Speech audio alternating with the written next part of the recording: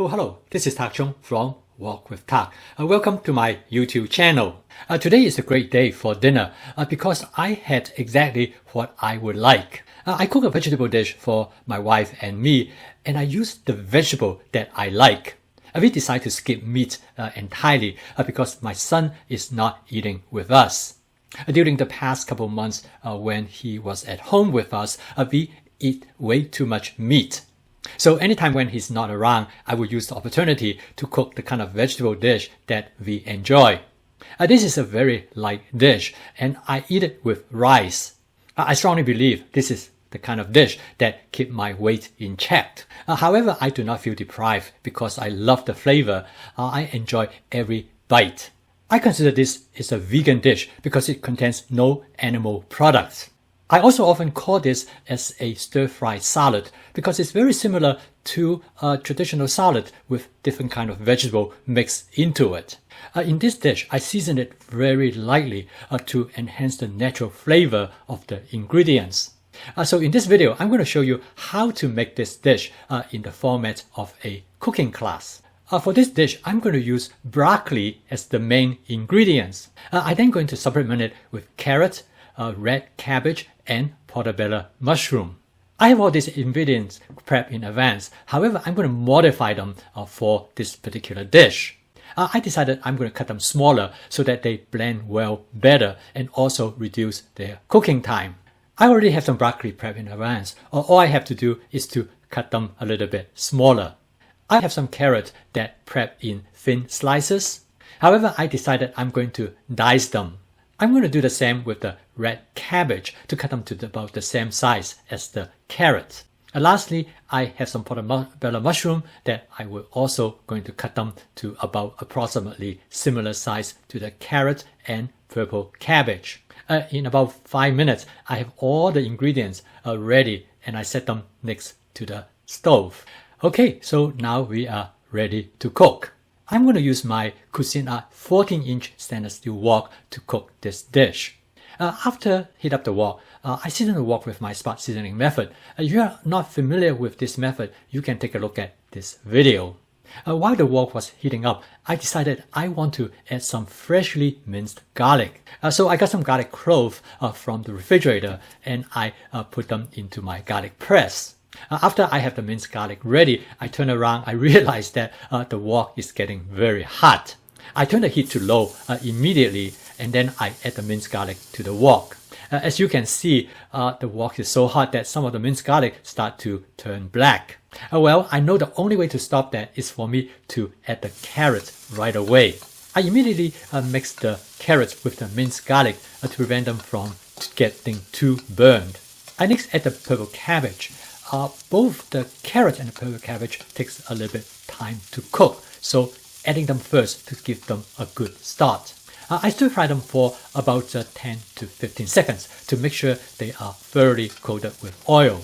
The next ingredient to go in is the broccoli because they take a little bit less time to cook in comparison to the carrot and purple cabbage.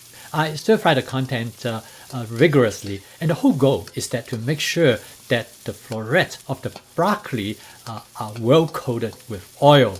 Coating the oil with ingredients is very important because the oil temperature, which at around 200 to 300 degrees Fahrenheit, will cause flavor molecule to form on the surface of the ingredients.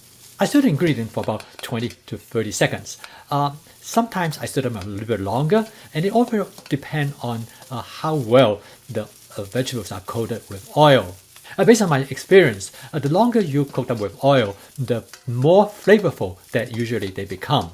The only thing is that you do not want them to get burned. So usually during this phase of cooking, I set the heat setting to about medium. Another important consideration during this stage of cooking is that make sure you stir the content rapidly. I try not to behave absent-mindedly because sometimes my mind drifts away and I let things to get burned. The next step is to add the portobello mushroom. I add all of them to the wok. As you can see, it threw up the wok pretty good. Eventually, it will cook down. However, you can see there is a tremendous advantage to have a 14-inch wok as compared to a 12-inch wok. A portobello mushroom is like a sponge. It absorbs a lot of oil. So I need to put in a little bit more oil, particularly over the surface of the mushroom. I stir fry the contents for about 15 to 20 seconds until the mushroom is well coated with oil. I find that is usually the determining factor of how long should I stir. Now at this stage of cooking, I could have terminated the cooking process and transfer the contents to a serving dish. If I taste the vegetable right now, the carrot as well as the purple cabbage probably be still a little bit crunchy. The broccoli and the portobello mushroom might be okay. There are times when I want the vegetable really crisp. I will terminate the cooking at this point. However, most of the time, I prefer the vegetable to a little bit more tender. So what I'm going to do next is to steam the vegetable directly in the wok. My advice to you is that to do taste tests along the way so you know what the texture is like. From that, you can decide when you would like to terminate the cooking process. In my case, I have different decision at different time. Someday I would like them to be more crunchy, but another day I would like them to be a little bit more tender. For today, I'm going to steam the vegetable to achieve a little bit more tenderness. I use a squeezed water bottle to add water directly to the wok. I keep the water in the squeeze bottle and I refill it when it gets empty. How much water should you add? You should definitely add enough water to cover the bottom of the wok. Once you have water in the bottom of the wok, you don't have to worry about the ingredients getting burned. At the same time, I watch closely, make sure that I always have some water in the bottom of the wok. If I feel that I run out of water, I just use the squeeze bottle to add more water. The length of time for steaming the vegetable is going to depend on how you like the texture is going to be.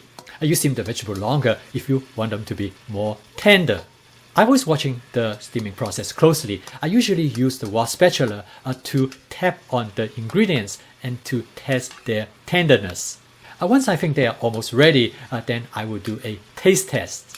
The next step is to flavor the vegetables. My best flavoring approach is to flavor the vegetable to enhance their natural flavor rather than overwhelm them. Over the years, I have developed what I call a basic seasoning mix, which is designed to enhance the natural flavor of the vegetables. In this video, you can learn about different ingredients that I have in this basic seasoning mix. The amount of seasoning that I add is intuitively rather than precisely. I make changes each time to find the flavor that I enjoy, and I call this flavor chasing. When I add water during the steaming process, my goal is to be at the end of the cooking. I have just barely some water sitting in the bottom of the wok to make a light sauce. This will allow the flavor to be more concentrated on the vegetable rather than in the sauce. Okay, now the dish is done. I transferred it to a serving dish. I served the vegetable with some white rice and it is truly delicious. Not only it tastes good, but it also feels good after I finish my dinner. Each of the 4 vegetables present their own distinct texture and flavor. The light sauce mixes very well with the rice. I hope you enjoyed this video. I would strongly recommend you to give this dish a try. In my opinion, this is probably the best way to eat a lot of vegetables. Thank you for watching. If you enjoyed this video, please click the like icon below. That will help me to reach a broader audience. If you'd like to receive notification of my future video postings, please subscribe to my YouTube channel. See you next time.